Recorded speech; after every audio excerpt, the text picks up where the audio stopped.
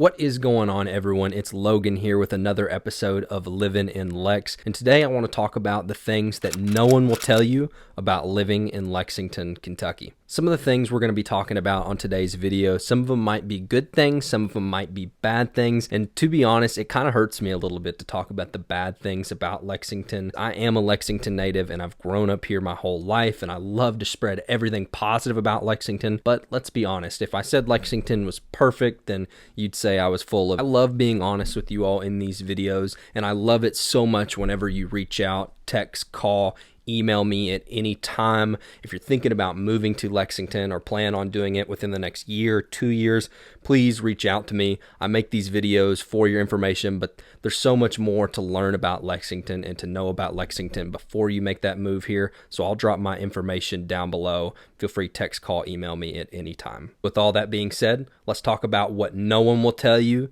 about living in Lexington, Kentucky.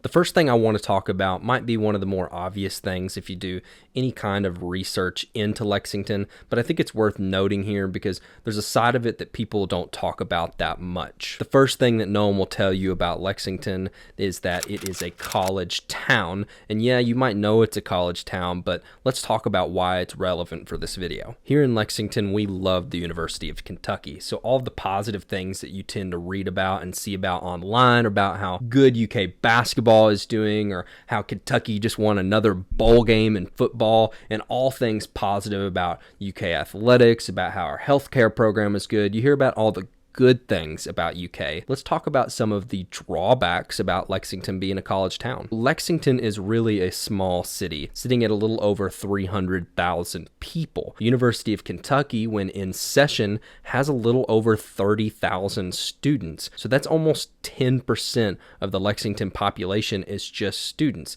And as you can imagine, that is pretty overwhelming amount of people. That increases traffic levels around the University of Kentucky when in session. And not only that, but most college students are not the most famous for being quiet, well-behaved students, although there might be some out there, many of which are, but they get a bad rep for being a little bit rowdy, especially if you live near the University of Kentucky. You might run into their shenanigans from time to time. I'm not saying that the University of Kentucky students are worse than any other kind of students that exist out there, not at all. But what I am saying is that there are college students that make up a pretty large chunk of the population, and you're going to run into them and their shenanigans from time to time, especially if you live anywhere near the University of Kentucky. UK students don't generally cause any problems anywhere off campus. The biggest problems come near campus or on campus, and with the craziest of which in recent memory being anytime we get a big win in basketball or football or some of the other programs that we care a lot about, we may occasionally burn a couch on State Street. Overall, the University of Kentucky is something that Lexingtonians are very proud of. I know I just threw a lot of bad things out there to you, but I just want you to be aware that when in a college town, there can be some things that college students do that aren't the most desirable. Another thing I don't think people talk a whole lot about Lexington is we really don't have a very good public transportation system compared to some of the other bigger cities in the US. If you're coming from a large city that has some awesome subway or railway system, we do not have that here. One of the biggest forms of public transportation here in Lexington is the buses. I personally don't know a ton of people that take the buses here in Lexington, but I can tell you some of the biggest complaints that I hear about the buses in Lexington are the routes are pretty spread out and they don't extend all the way through Lexington. I would say one of the most common forms of transportation here in Lexington is by car. I'd say if you don't have a car while living in Lexington, it's going to be pretty tough to get around unless you know someone to carpool with. Sometimes if you live close enough to your job, I would really encourage you to buy a home that is close to your job so that you can have that option of walking or even riding a bike to work. If you're out late at night and you don't have a good ride home, I would say most people in Lexington probably don't use the buses. The biggest form of transportation they're probably using at that point is Uber or Lyft. Another thing that people don't really talk a whole lot about is we're not a city that's set up for massive growth in the future. Lexington will likely never be a massive metropolis with towering skyscrapers all throughout and a massive booming population on a year-to-year basis. Lexington actually has a lot of bans on constructing high-rises and new construction homes. Lexington is famous for its horse farms and natural beauty, and the city's put an emphasis on preserving these, meaning they don't want large buildings and a whole lot of new construction homes, meaning that the area of Lexington is somewhat limited on what they can build and probably won't be able to build very many more homes within the immediate future. I've talked about this before, but we currently are experiencing a ban of new construction homes within New Circle Road. So any new construction homes that are in Lexington are outside of the circle towards the edges of Lexington, as well as some of the surrounding cities such as Nicholasville or Georgetown or Richmond. Lexington is the 61st largest city in the U.S. and the second behind Louisville in Kentucky. We experience population growth between about 1 to 2% on average on a year-to-year basis, and I'd say we're pretty okay with that. Most Kentuckians actually really don't like large cities. If you ask anyone in the surrounding areas of Lexington, they still would probably argue that Lexington is just too big for them, so we just don't have the mentality that a lot of other larger cities have. But a great part about this is if you don't like a larger city, or even if Lexington is a little bit too large for you, there's a lot of great rural communities surrounding Lexington. We are fueled by agriculture here, with the horse racing industry and thoroughbred industry making up the largest chunk of it. But that's not the only agriculture we have here. There's actually a number of beef cattle operations, as well as the bourbon industry, which takes a lot of corn to fuel. While we might not grow that corn directly here in Lexington, it all fuels back into here for the bourbon. One of the bigger issues that small cities can run themselves into is they're not very diverse in industry. Lexington actually has a lot of different job types here. I've already mentioned how prevalent the agriculture industry is here, but there's a lot of other things too, like the University of Kentucky,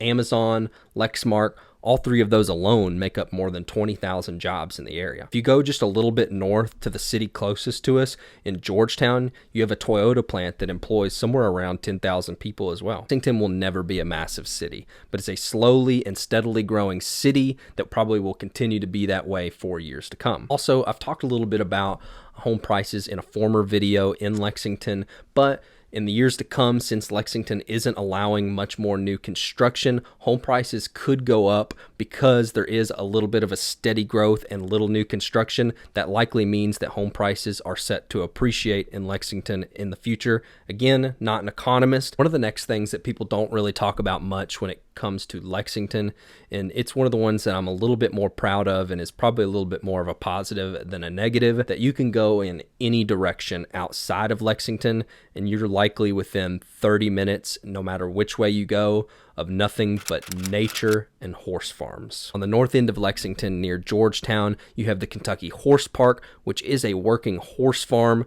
an educational theme park, and an equine competition facility. The horse park features more than 1,200 acres of land for you to walk around on, dozens of breeds of horses for you to enjoy, equine presentations, riding, and even tours that you can take all throughout the year. Whether you want to learn more about Kentucky's horse industry or submerge yourself in its beautiful farmland, the Kentucky Horse Park offers a ton of things for you to do. I've even gone fishing out here at the horse park whenever they restock the ponds with rainbow trout in the cooler months. I have a lot of fun doing those whenever I was younger. There's so much you can do at the Kentucky Horse Park. Another piece of nature that Kentucky has to offer is Raven Run, and it's probably the closest and purest nature that you'll find in all of Lexington or in the area. Raven Run is more than 700 acres of forest, wildlife, creeks, and more than 10 miles of walking trails that you can go to throughout the year. There's even some historical landmarks that you can see as you walk along the trail, as well as a beautiful view of the Kentucky River. It really is one of my favorite walking trails to go on. Probably one of the coolest pieces of nature that Lexington has, and one of the ones that I enjoyed the most during my time as a student at the University of Kentucky is the University of Kentucky's Arboretum. The Arboretum is a 100-acre botanical garden located on campus near central Lexington. There are really three main features or attractions to the Arboretum. The walk across Kentucky, where they highlight all of the regions of Kentucky. They also have the horticulture garden and the Kentucky Children's Garden, where they teach young kids about horticulture. I was an agriculture major in college, so I spent my fair share of time out here at the Arboretum, enjoying everything that it has to offer and spreading some of the knowledge and teaching teaching people in the community and my classmates about all the things that the Arboretum has to offer. So I really do love that area. So yeah, Lexington's beautiful, but that's enough of talking about that. Let's talk about the next thing that people don't always tell you about Lexington, Kentucky. One of the things that you always do hear about is that we love bourbon here. And I've talked a lot about that in former videos. And on this one, we really do love bourbon and we're very prideful of that. That's not what I want to talk about for that. We like our bourbon, but we also in recent years have really grown fond of our beer too. Bourbon has always been a core piece of Kentucky ever since Evan Williams built the first distillery in 1783. However, in 2012, a beer craze began to spring up here in Lexington,